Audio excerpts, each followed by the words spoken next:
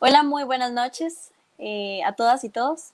Hoy tenemos un programa especial rememorando del acta del Día de la Independencia.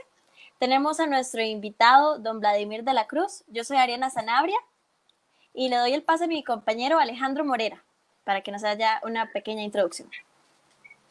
Hola Ariana, ¿cómo estás? Espero que estés muy bien. Don Vladimir, un saludo, bienvenido, de verdad. Como lo dijo Ariana, mi nombre es Alejandro Morera, soy estudiante de Relaciones Internacionales de la Universidad Nacional. Ariana, tal vez nos puedes contar un poco sobre quién es Vladimir de la Cruz, nuestro invitado especial el día de hoy. Claro, don Vladimir de la Cruz es historiador, es profesor de la Universidad Nacional y profesor de la UCR. Don Vladimir, tal vez si nos das unas palabras.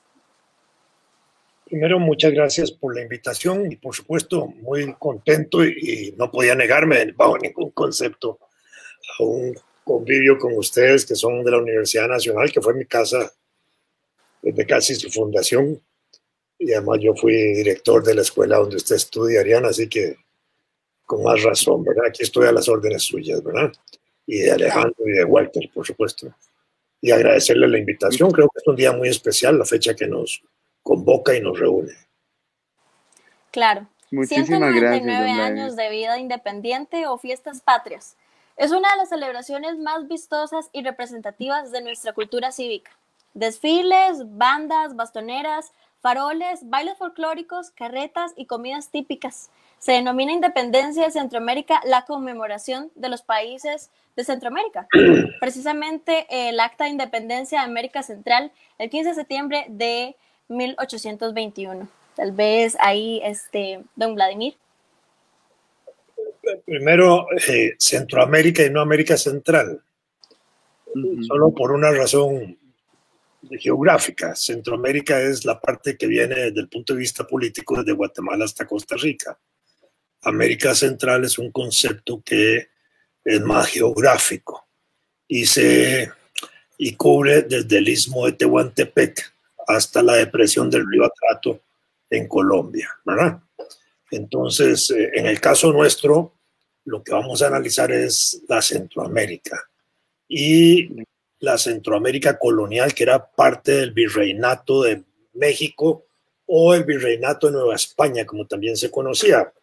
La dominación española, o digamos, el proceso de conquista y colonia en América, pasó porque la llegada de los españoles aquí al continente y después de los europeos fue de hacer primero un contacto, descubrir ellos que este era un continente nuevo para ellos, y a medida que lo fueron penetrando y observando y además iniciando el proceso de la conquista, que es de la dominación y el establecimiento de ellos, ya dominando las culturas aborígenes, pues descubrieron que era un continente inmenso y empezaron a dividirlo para los efectos de administración de la conquista de la colonia y el ejercicio, digamos, de la explotación colonial que empezaron a desarrollar. Y así lo dividieron primero en dos grandes virreinatos, el de Nueva España, que es México hasta Costa Rica, y el de Nueva Ujú. Granada, que es la parte esa del norte de Sudamérica con Colombia al frente.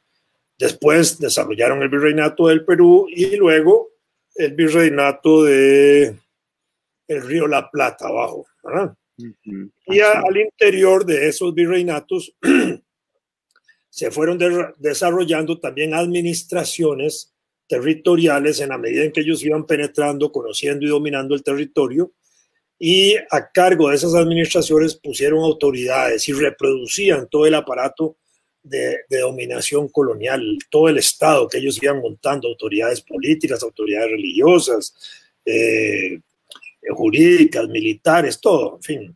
¿Verdad? Y dentro de eso desarrollaron la Capitanía General de Guatemala o el Reino de Guatemala, así, y que comprendía desde Chiapas hasta Costa Rica, y después, igual que esta, era la Capitanía General de La Habana, digámoslo así, para ver la administración de las islas que ellos tenían a cargo, ¿no?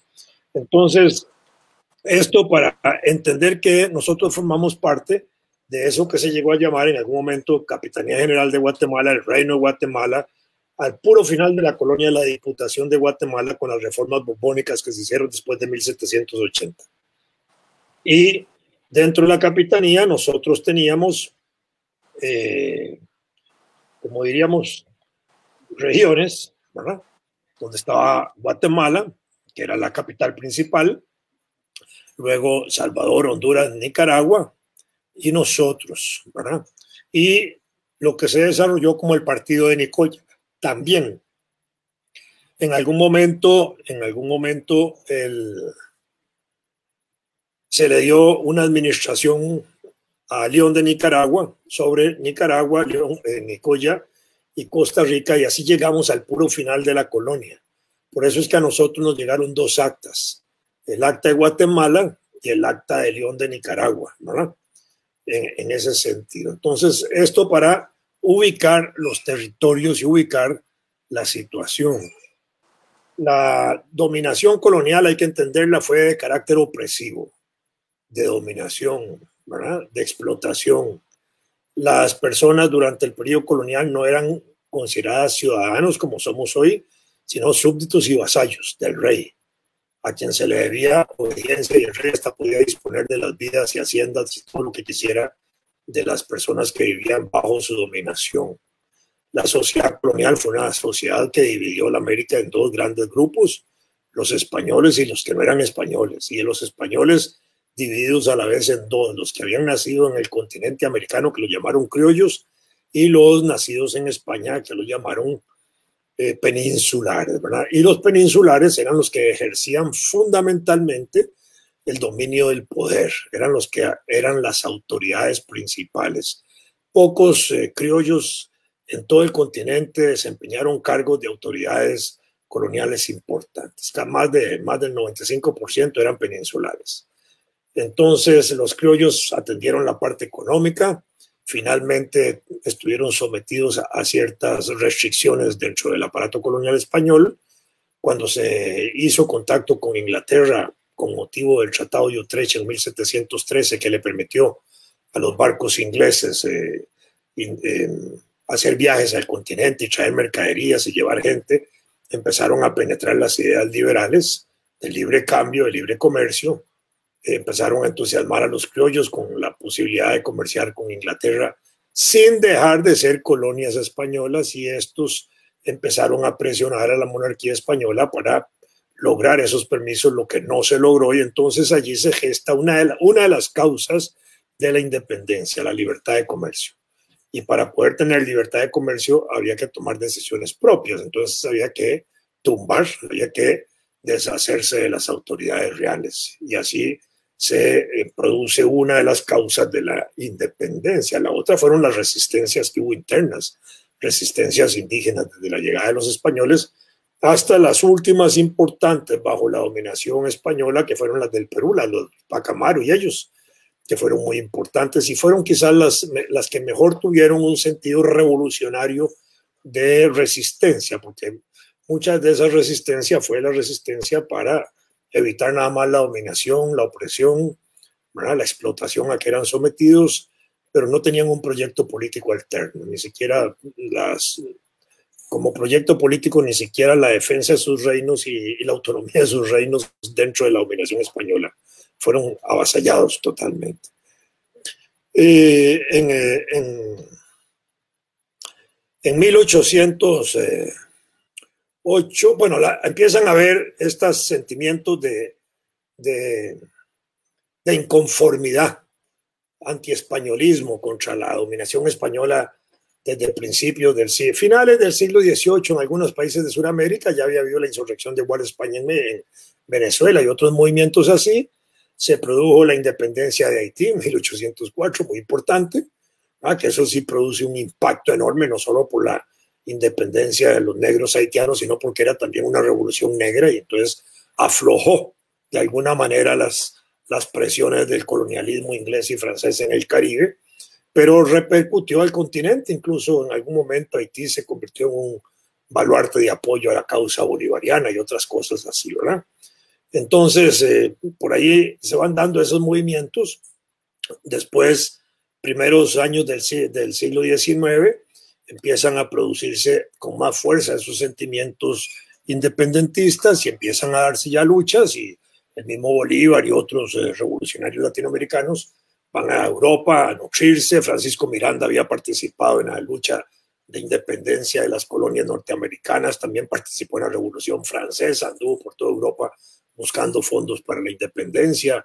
En fin, era todo un proceso de agitación política que se venía dando en aquella época, y eso contribuyó a ir señalando eso. En Costa Rica empezamos a tener noticia de esos acontecimientos gracias a Gregorio José Ramírez, que era una persona muy importante en el proceso de independencia de Costa Rica, que por su condición de ser un comerciante y naviero que viajaba por barco a Sudamérica, pues se enteraba y vivía y participó de esas luchas que se estaban dando en Sudamérica y traía las ideas para acá. Después, allá por 1814, con la creación de la escuela, la Casa de Enseñanza de Santo Tomás y el bachiller Francisco José Osejo, empezaron a penetrar ideas liberales importantes. Pero además, en 1807 se había ido un cartaginés a estudiar a Guatemala, medicina, Pablo Alvarado Bonilla, y allá por 1808, Pablo Alvarado Bonilla da el primer grito de independencia de Centroamérica en Guatemala. Escribe contra la dominación española y se vuelve un agitador constante durante esos años y hasta 1821, periodo en el que pasó más en la cárcel que en la libertad, siendo estudiante así como ustedes. Y las autoridades coloniales guatemaltecas querían mandarlo a Costa Rica y las autoridades coloniales de aquí decían que mejor lo tuvieran preso allá, ¿verdad? No lo querían tener aquí. En 1810 se produce de manera casi simultánea el Grito de Dolores allá en México, 16 de septiembre de 1810 con el padre Hidalgo, y es como el grito, digamos, que catapulta el proceso de independencia en el virreinato, ¿verdad? Después del grito de Pablo Alvarado, ¿verdad? Entendamos eso, ¿verdad? Y entonces desde arriba hasta abajo se empieza a producir un movimiento en toda la región en ese sentido. Entre 1810 y 1821 hubo distintos movimientos antiespañolistas en toda la región centroamericana. En algunos casos con alguna lucha de carácter militar, en otros más de resistencia. En el caso costarricense hubo protestas contra los llamados estancos y estanquillos, que eran instituciones del ordenamiento colonial que tenían que ver con la administración de algunas cuestiones, entre otras relacionadas con recaudación de impuestos y políticas de ese tipo. Y entonces hay protestas que era parte de esa resistencia que se iba dando frente al proceso de la dominación española. Todo esto confluye para que, con el mismo proceso interno de México, de que ahí se van dando movimientos antiespañolistas y revolucionarios, incluso armados, que van bajando hasta la zona que limita con la zona de la Capitanía General, con Chiapas y con Guatemala. Todo eso va provocando movimientos, se producen al final de 1821, se van produciendo incluso movimientos de independencia ahí en Ciudad Real y en Chiapas que repercuten directamente para los días de septiembre de 1821 en Guatemala.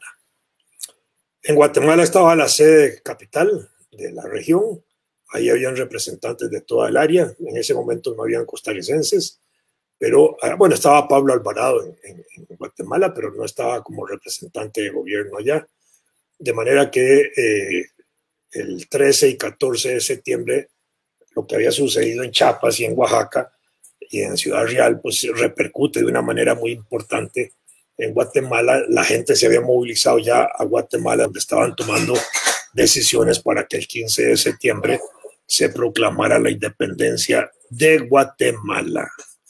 Guatemala era la capital, por supuesto, pero lo que se declaró el 15 de septiembre fue la independencia de Guatemala. El acta del 15 de septiembre es el acta de Guatemala.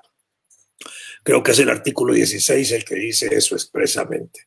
Y ordena que esa decisión de los guatemaltecos se comunique al resto de la región para que se tomen las decisiones que cada región quiera. De esa manera viaja la independencia, la noticia y el 21 de septiembre Salvador decide declarar su independencia. 28 de septiembre lo hace Nicaragua y Honduras, y nosotros, que éramos la parte más alejada, duró más en llegar la noticia. 13 de octubre llegó la noticia. El gobernador colonial, que era un déspota, un opresor, un tirano, lo llamaban incluso terrorista aquí en Costa Rica. Las autoridades posteriores a la independencia lo llamaron terrorista.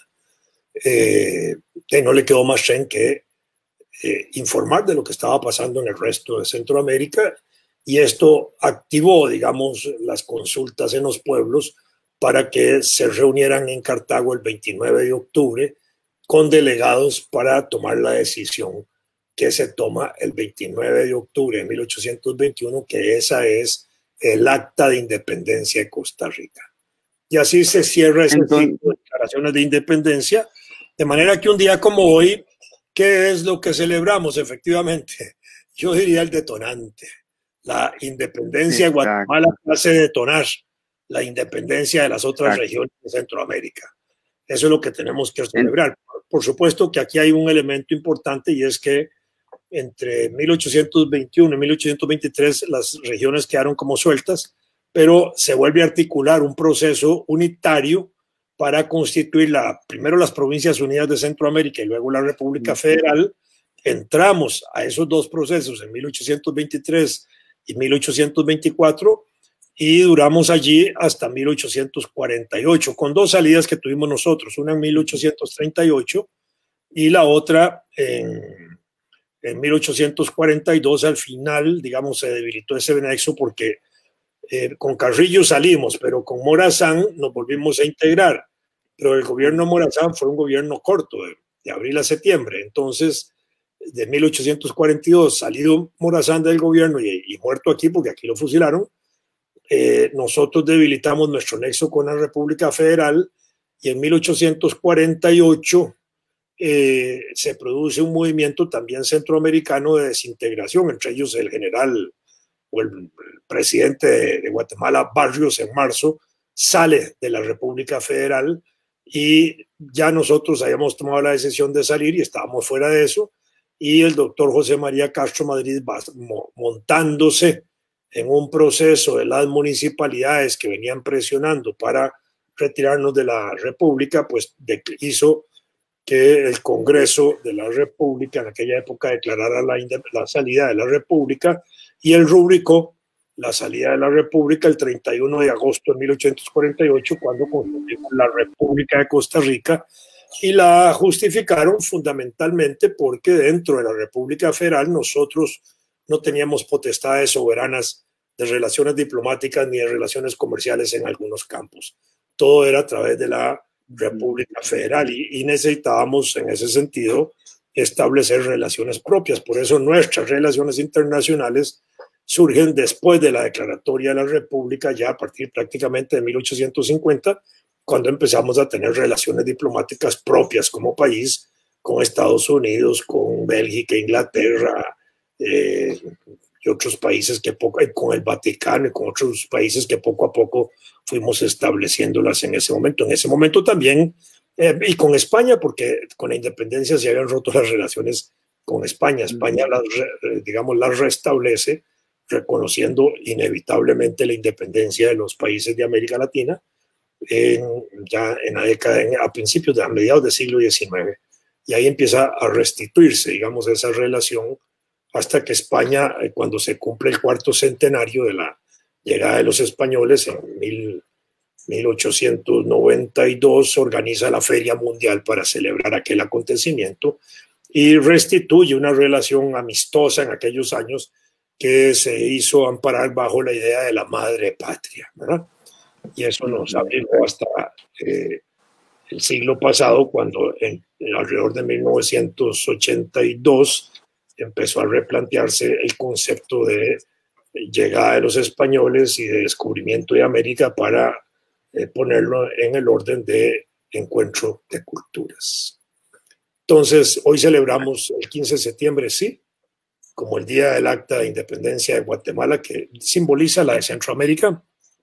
Para mí es como el detonante más importante, pero además como fecha, ahora sí, como fecha oficial, así se reconoce desde el proceso de integración económica centroamericana de Costa Rica, de la década de 1960, cuando por la Unión Centroamericana que se hizo alrededor del proceso de integración, se acordó también celebrar de manera unitaria en toda la región la fecha del 15 de septiembre como fecha de independencia de la región. Y por una iniciativa de un gran costarricense, mi maestro del deporte, gran maestro del deporte nacional, director de la Dirección General de Deportes de aquella época, Alfredo Cruz Bolaños, se inventó la idea de traer la antorcha desde Guatemala hasta Costa Rica, que llega justamente un día como hoy, 14 de septiembre, y se celebra con alguna pomposidad su llegada.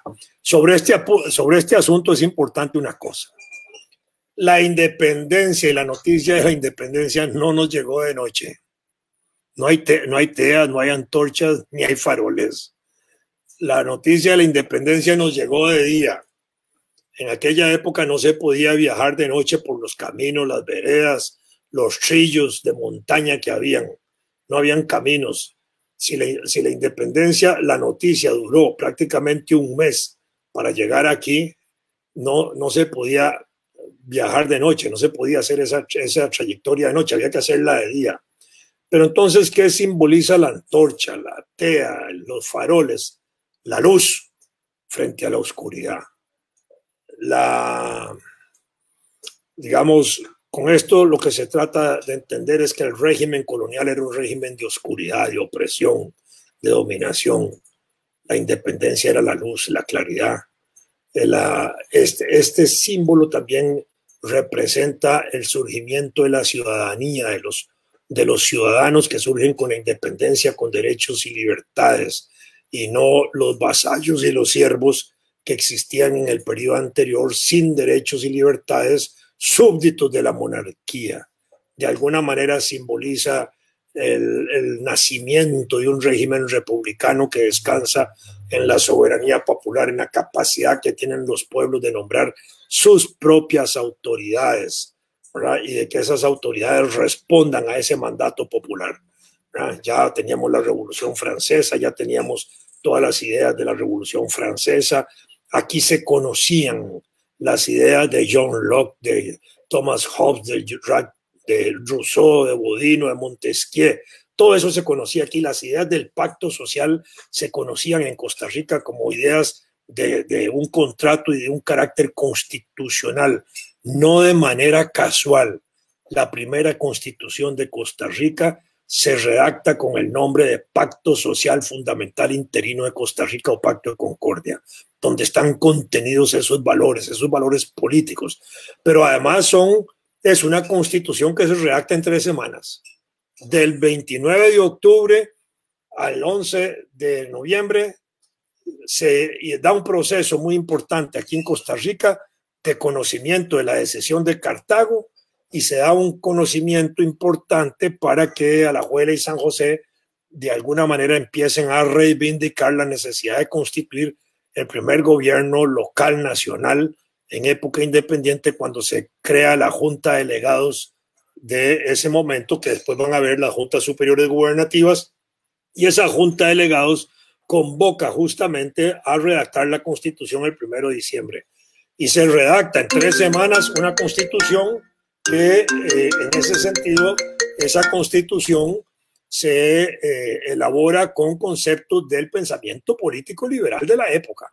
Fíjense que estamos hablando de Pacto Social Fundamental Interino de Costa Rica, lo que indicaba que esas personas sabían y conocían perfectamente los planteamientos teórico-políticos de los grandes liberales. Estábamos con gente que sabía, que conocía, que tenía conocimientos. Ninguna revolución en el mundo, ningún proceso revolucionario en el mundo se ha hecho con ignorantes. Al frente de esos movimientos siempre hay gente que tiene conocimiento, que tiene cultura, que tiene educación. Sin teoría revolucionaria, decía Lenin, no hay movimiento revolucionario. Igual, sin teoría política no hay movimientos políticos. Y los movimientos de la independencia y la construcción de los regímenes republicanos se desarrollaron al calor de las ideas republicano-liberales. Exacto. Y don Vladimir, bueno, primero que todo, agradecerle por toda esta introducción que usted hizo de aclararnos no sé cómo lo podemos llamar, error histórico, tal vez, que nos han dado a entender que la independencia fue el 15 de septiembre, que lo entendemos todo como de que a partir del 15 de septiembre en la región centroamericana empezamos un proceso de vida libre.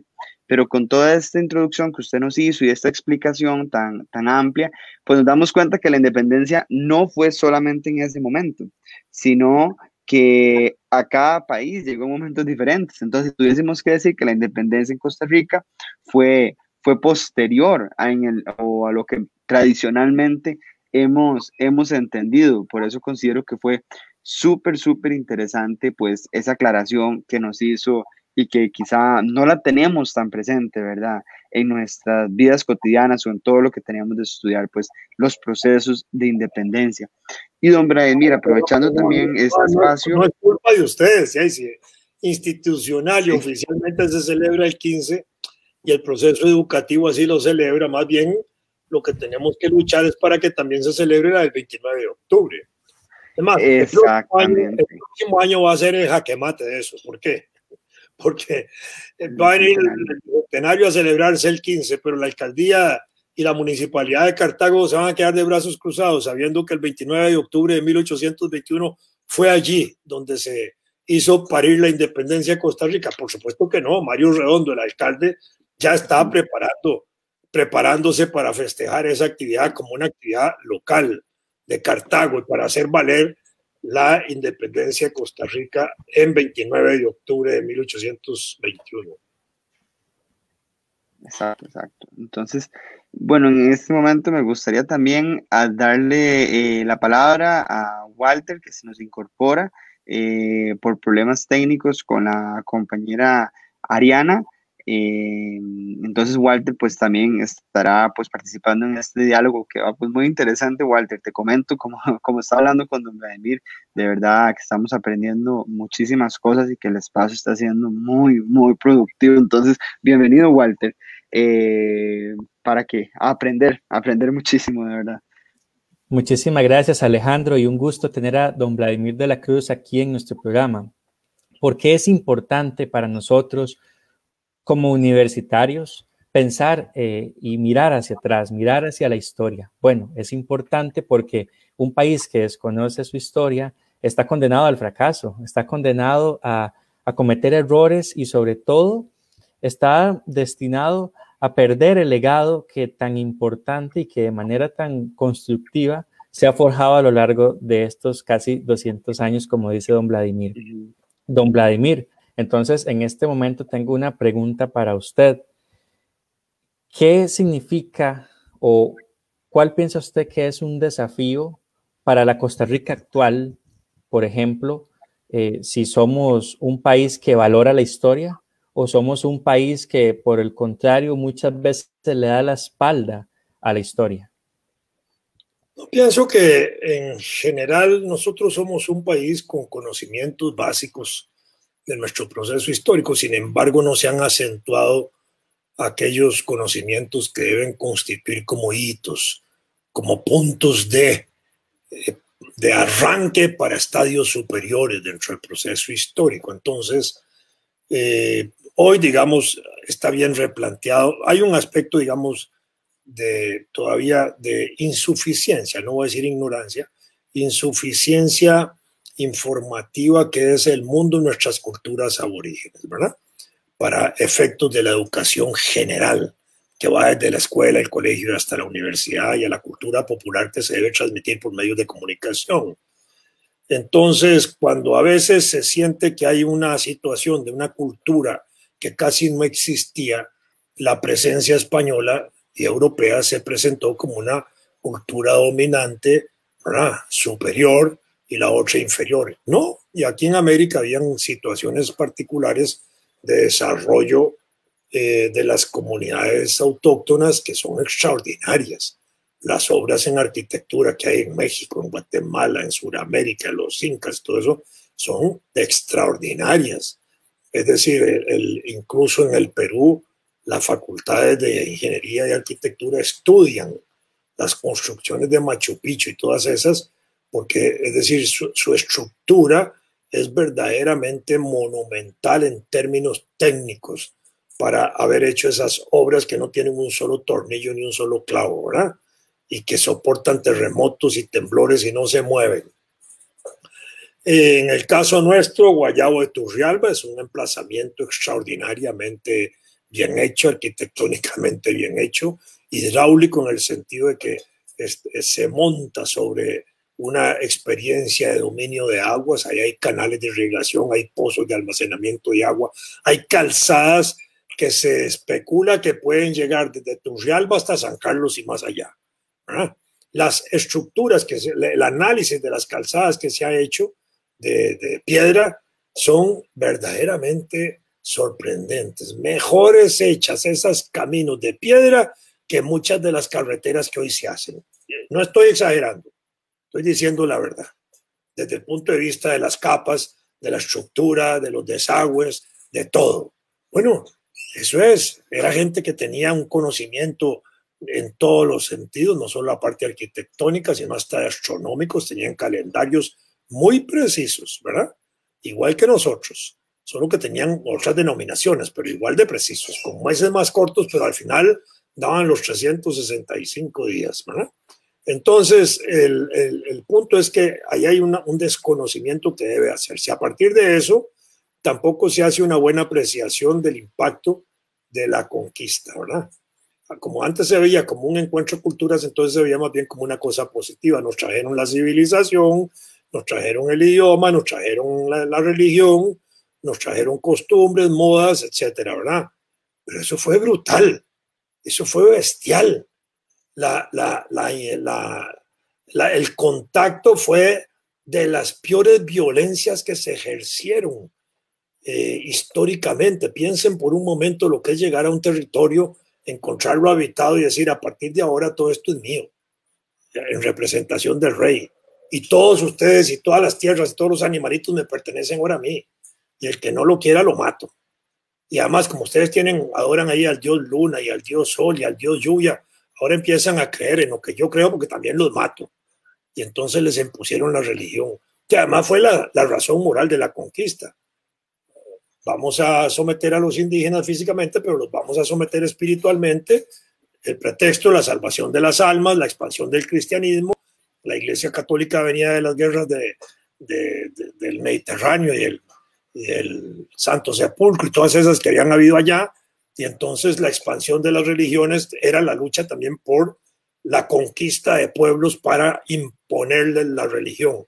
Solo ustedes tres piensen, si hubieran llegado los musulmanes a Costa Rica, ¿qué seríamos hoy? Musulmanes, no habría aquí cristianos ni nada de eso. Exactamente. Eso fue impuesto.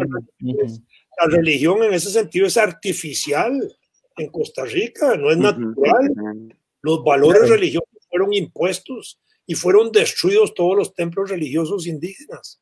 Pero igual si hubieran venido los islámicos, hubieran venido los budistas o los confucianos, cualquiera que hubiera venido en afán conquistador nos hubieran impuesto sus valores religiosos. Claro, don Vladimir y Alejandro, y si lo vemos desde un punto de vista geográfico, casualmente los virreinatos o las capitales, ¿verdad? De los virreinatos estaban donde antes estaban los imperios de pueblos americanos, por ejemplo, en Ciudad de México, en Perú, en lo que es Colombia. Casualmente eran zonas muy habitadas por pueblos originarios, don Vladimir. No, y de hecho, Walter, eso me parece... Destruían templos religiosos indígenas y sobre ellos construían templos católicos. Hay en México una ciudad en México donde hay 300 iglesias montadas sobre ruinas de 300 templos indígenas. En Puebla, si no me equivoco, es donde está esa situación con las iglesias y las pirámides. Y eso se refleja muy interesante, por ejemplo, también en Ciudad de México, donde está la basílica, en la Ciudad de México, en el Zócalo, y justamente a un costado está lo que fue el Templo Mayor. Está así a la pura par porque ellos llegaron a construir la basílica en lo que era el centro de Tenochtitlán, que era la ciudad. Tenían que botar la basílica, que es un monumento, pero sí, no, debajo de la basílica, parte de ese edificio indígena que hay, claro.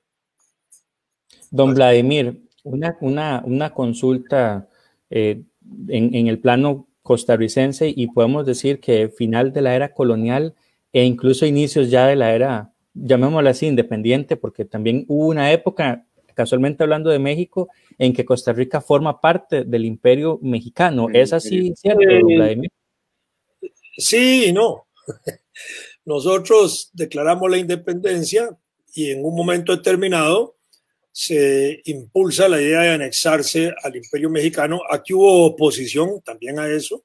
Eso provocó incluso la guerra de 1823 de abril, la guerra de Chomogo, entre lo que se llamó imperialistas y republicanos. Los imperialistas no era que querían formar parte de un imperio monárquico europeo, ni mucho menos, y los republicanos la total independencia, sino que para esa época la lucha en México había evolucionado a un punto en que Agustín de Iturbide había sido nombrado presidente, después él mismo se nombra emperador, desarrolla un imperio de características republicanas e impulsa otra vez la unidad del antiguo virreinato bajo las banderas del imperio. Entonces, eso que se conocía aquí en Costa Rica impulsa que alguna gente en el país, y en Centroamérica sucedió parecido, intentaran, digamos, independizarse al momento que tomamos las decisiones de independencia y al mismo tiempo incorporarnos al imperio mexicano dentro de esa tradición que pertenecíamos al virreinato, al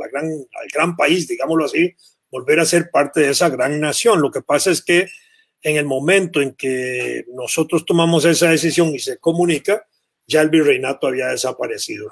No el virreinato, el imperio de Iturbide había desaparecido, de manera que al final no nos integramos. Y terminamos integrándonos en las Provincias Unidas de Centroamérica en 1823 y luego en 1824 en la República Federal de Centroamérica.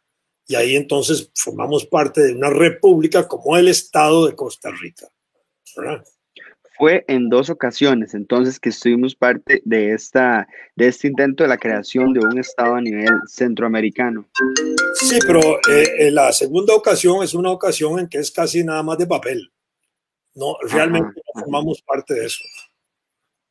Don Vladimir y Alejandro, importante que, bueno, los birnautas que nos siguen a través del otro ejemplo más evidente. Cuando Napoleón invade España en 1808, ¿verdad? Napoleón invade España desde 1808 hasta 1813-14, y entonces la pregunta es, ¿fuimos parte del imperio de la República Francesa de España? ¿No? Ahí no, es decir, al final no hubo, digamos, un proceso de esa naturaleza, porque de alguna manera Napoleón no se proyectó al continente de esa manera. Aunque hubiera hecho la Constitución de Bayona, no produjo absolutamente nada en ese sentido. Y no, un cambio real. Al contrario, fue como un sándwich que nos quedó ahí. ¿Por qué? Porque la ocupación francesa de España produjo en España movimientos que fueron antifranceses, que luchaban por la independencia de España de la ocupación francesa, que luchaban por la independencia de España y por la libertad de España de la ocupación y la opresión y la dominación francesa. Pero eso que está pasando entre 1808 y 1813 en España, aquí en América también se están dando los movimientos contra la ocupación española. Ya, y en ese sentido, la situación que se produce en España produce un eco importante al continente, porque en el continente también se producen movimientos juntistas contra la ocupación francesa y al mismo tiempo estimula la lucha contra la ocupación española en América. ¿Me explico? Entonces nosotros no fuimos parte de la dominación francesa, pero de alguna manera es un periodo parecido, ¿verdad? Bueno, así es. Entonces, sí, muchos de los movimientos independentistas se aprovecharon, por decirlo así, de la coyuntura que se estaba dando en la península. Pienso en el caso, por ejemplo, de Antonio Nariño en Colombia, que él siempre estuvo con esa posición de antes libres y si tenemos que luchar contra los franceses y contra los españoles, pues que se haga. Hace un momento, don Vladimir y Alejandro, quería comentarles que, bueno, nuestros birnautas que nos siguen a través del canal digital de Voces por Media Calle, nos están comentando, tienen preguntas para don Vladimir y también tienen comentarios generales del programa. Entonces, tal vez, Alejandro, quisiera hacer tal vez este comentario que tenemos por aquí. Claro, los comentarios yo también estaba viendo y son muy positivos, la verdad, sobre el programa. Pero bueno, Marta González nos comenta, ¿qué clase de historia con Vladimir de la Cruz? Felicidades. Muchas gracias. Nos comenta Shirley Daya AC, podría escuchar a don Vladimir un día entero. Qué bárbaro, excelente. Gracias de nuevo. Luego, Recae Cartográfica Sociedad Anónima dice, excelente programa, los felicito. Muchas gracias. Franco Nakarato Dengo envía saludos. Ashley Juárez nos comenta, siempre los mejores aportes. Tenemos una pregunta de David Céspedes Cambronero. Dice don Vladimir, ¿cómo era el derecho que regulaba la convivencia entre los españoles y los aborígenes en Costa Rica? Excelente pregunta. El derecho debemos entenderlo como la voluntad de la clase dominante expresada en una ley. En la época colonial era la voluntad del monarca expresada en las leyes del monarca. Y el monarca era, en ese caso, poder ejecutivo, poder legislativo y poder judicial, todo junto, ¿verdad? Entonces, el derecho expresa una relación de poder en ese caso. Cuando los españoles llegan a América, imponen su derecho. En la tradición indígena habían normas jurídicas que regulaban la vida de las comunidades indígenas. Eso fue estudiado en Costa Rica por un brillante profesor de Derecho que fue profesor mío en la Escuela de Derecho, Jorge Enrique Gaya, y hay un libro de él sobre el derecho indiano. Pero, digamos, entonces eran las tradiciones de vida y costumbres de las indígenas que se enfrentan, en ese caso, al derecho impuesto por los españoles. Cuando los españoles llegan a América, hacen simultáneamente una apropiación de la propiedad. Todo esto es nuestro. Imponen un régimen laboral nuevo. Ahora ustedes, los indígenas que trabajaban para ustedes, ahora van a empezar a trabajar para nosotros, ¿verdad? Toda la riqueza pasa a ser de ellos. La propiedad que eran naturalmente los indígenas se las imponen como propiedad del rey, reales. Toda la época colonial, lo único que hay son propiedades del rey. Al final el rey iba dando tierras a alguna gente amiga de él, por supuesto, y españoles que les daban títulos de propiedad y desarrollaron un régimen de propiedad muy particular que se respetó con la independencia, pero las tierras que eran del rey pasaron a ser tierras estatales, que sirvió para que en el siglo XIX se hicieran, y hasta mediados del siglo XX se hicieran procesos de colonización cuando el Estado disponía de tierras para distribuir.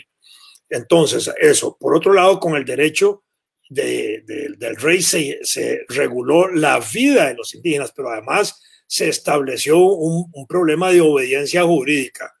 Lo que dice el rey se cumple, porque si no, viola la ley del rey, entonces podemos establecer sanciones y esas sanciones conducen inevitablemente a castigos, incluso la muerte, ¿verdad? Y entonces, en ese sentido, hubo eso. Y eso condujo también a un exterminio de indígenas por muchas razones.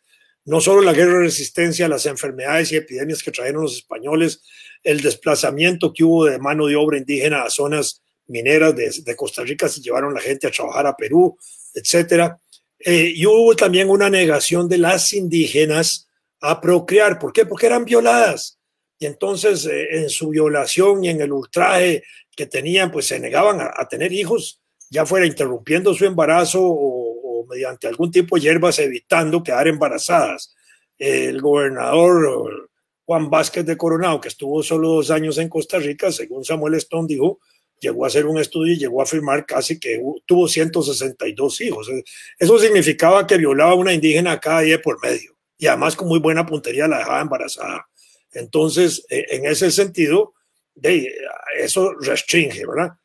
Y por otro lado, tenemos la condición de que mientras los españoles se encontraron una población que no era cristiana, entonces la podían matar libremente, porque en la tradición católica de la época un cristiano no podía matar a otro cristiano, pero sí podía matar a no cristianos. Por eso son las guerras de religiones. Y aquí podían matar indígenas, pero de pronto se descubrieron que matando indígenas se quedaban sin mano de obra. Entonces, ¿cómo hacemos? Hay que protegerlos. ¿Y cómo los protegemos? Hagámoslos cristianos, evangelicémosles, démosles el alma, bauticémoslos, y entonces inicia el proceso de la conversión esa, y empiezan las bulas alejandrinas que se dan a finales del siglo, entre 1490 y 1520 y pico, se dan un montón de bulas papales con las cuales se empieza a regular la vida de los indígenas y en cierta manera a otorgarles el alma. Ya con el alma había que evangelizarlos, salvarlos y educarlos, que era evangelizarlos dentro del cristianismo, y ya no se podían matar. Entonces aparecen los curas importantes ahí de las Casas y Vitoria y todos esos otros que de una u otra manera empiezan a reivindicar un poco la defensa de los indígenas, porque había que defender la mano de obra. El trabajo económico colonial era un trabajo agrícola que exigía multitudes de mano de obra. No era el trabajo industrial moderno que no necesita mano de obra, puede tener máquinas, ¿verdad? Pero el trabajo agrícola sí requiere mano de obra. Lo estamos viendo ahora con la recolección del café, ¿verdad? Se requieren 60,000 braceros que vengan a recoger café a Costa Rica en media pandemia. Bueno, así es el trabajo agrícola.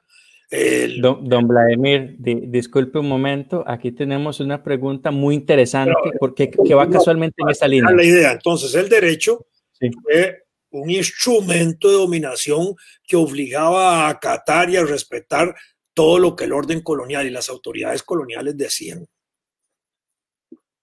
Muy, muy interesante esa respuesta al señor David Céspedes Cambronero. Ahorita Álvaro Sánchez González nos pregunta, ¿dejaron algo bueno los españoles? Sí. Supongo, ¿verdad? Que es como para hacer una contrarrespuesta en ese sentido. Don Vladimir. Qué amplia. Valoramos nuestra existencia, digámoslo así, como resultado de una mezcla étnica, racial, porque al final de cuentas los españoles se mezclan con las indígenas, producen mestizos. Después tienen que traer negros de África, ¿verdad?, como esclavos a trabajar en plantaciones y en otras actividades, y empieza a producirse ahí una mezcla de negros indígenas que da zambos, de negros blancos que da mulatos, y después a las mezclas de las mezclas, donde hubo cerca de 21 grupos raciales, donde hubo pardos. La iglesia, la Virgencita de los Ángeles la hallan en la Puebla de los Pardos, ¿verdad?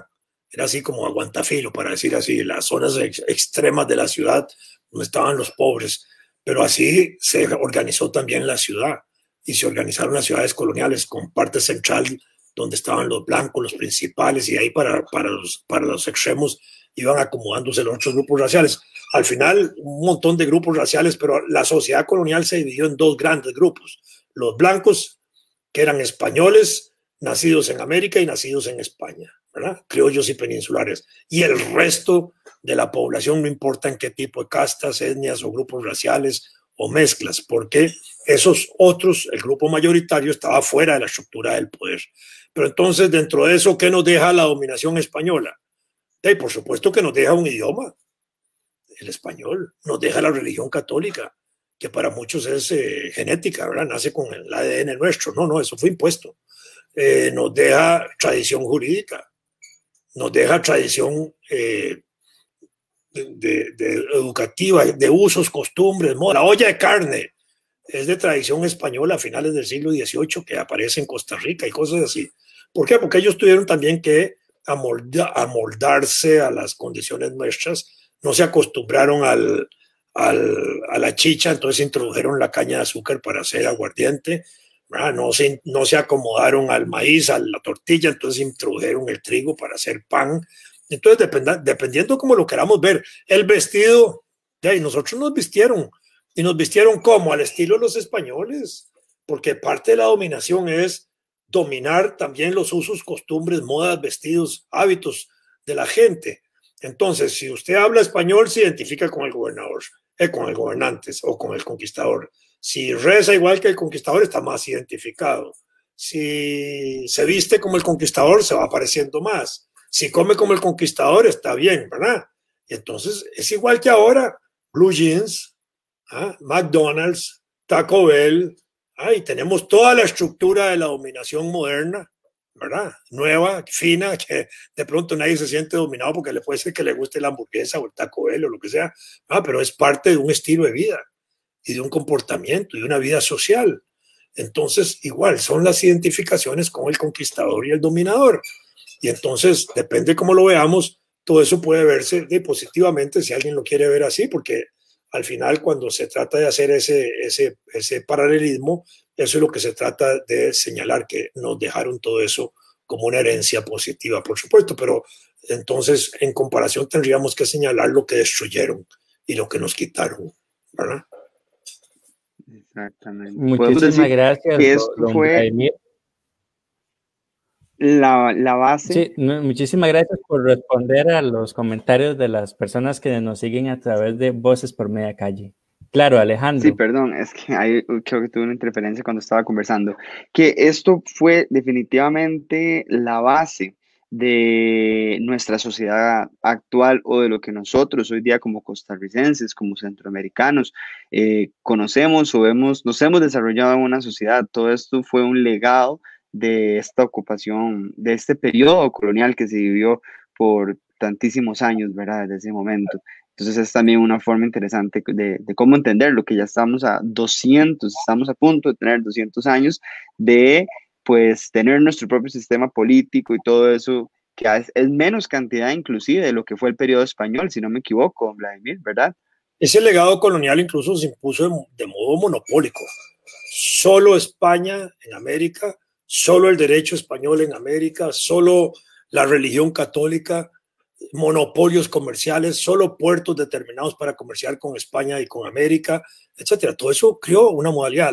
Cuando vinieron los filibusteros en 1856, en diciembre de 1855, cuando el obispo, que ya existían las relaciones diplomáticas con el Vaticano, Anselmo Llorente y Lafuente, se suma a la primera proclama del presidente Mora, que había llamado a la gente a prepararse para la lucha, el obispo llama a los católicos a apoyar al presidente Juan Rafael Mora y a prepararse para ir a luchar contra el bárbaro protestante que amenazaba a la religión católica. Bueno, ¿por qué? Porque era todavía monopolio, se prohibían otras religiones en Costa Rica y en ese sentido había todavía un control importante. ¿Ya? Exacto. Ok, don Vladimir. Y ya, bueno, desearíamos poder seguir conversando, la verdad, mucho rato más, pero el tiempo se agota y ya estamos cercanos al tiempo que tenemos máximo para este programa, que la verdad ha sido muy interesante. En términos generales, don Vladimir, en poco tiempo, ¿cómo podría usted concluir para esta conversación que acabamos de tener sobre este análisis y esta reflexión de que estamos a un año de llegar al bicentenario que tanto se ha anunciado, que tanto se ha comentado a niveles gubernamentales y así, del bicentenario de vida independiente? ¿Qué reflexión podría decirle usted a las personas que nos están viendo el día de hoy en este programa? Hay que fortalecer los valores nacionales alrededor de la historia patria, de conocer bien el significado de las fechas, la importancia que tienen, por supuesto.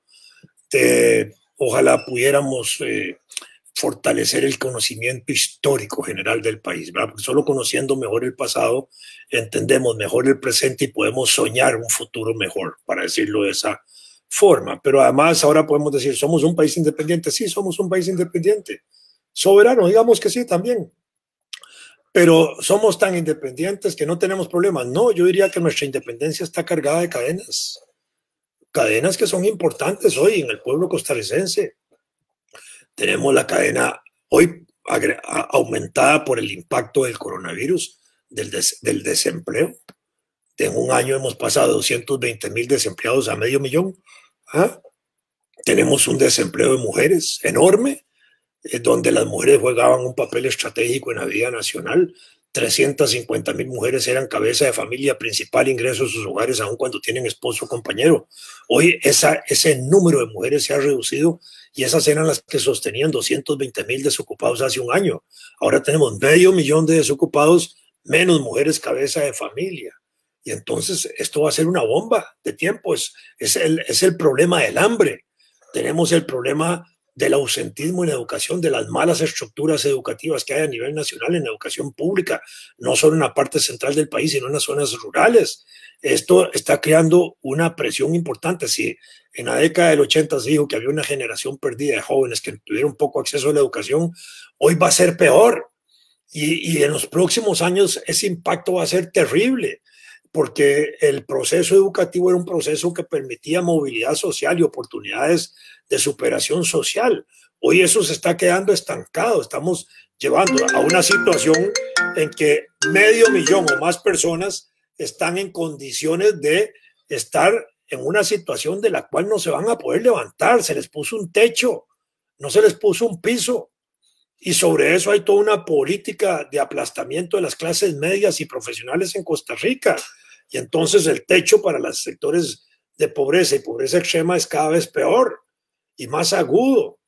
Entonces tenemos eso como elementos fundamentales. Está la cadena de la indiferencia ante estos problemas. Cargamos la indiferencia y la inacción, la cadena de la inacción para atacar problemas de esta naturaleza con fuerza. Los problemas de ignorancia, las cadenas de la ignorancia, digámoslo así, frente a este tipo de situaciones. Cargamos la cadena de no celebrar adecuadamente los acontecimientos nacionales y con la dignidad que merecen.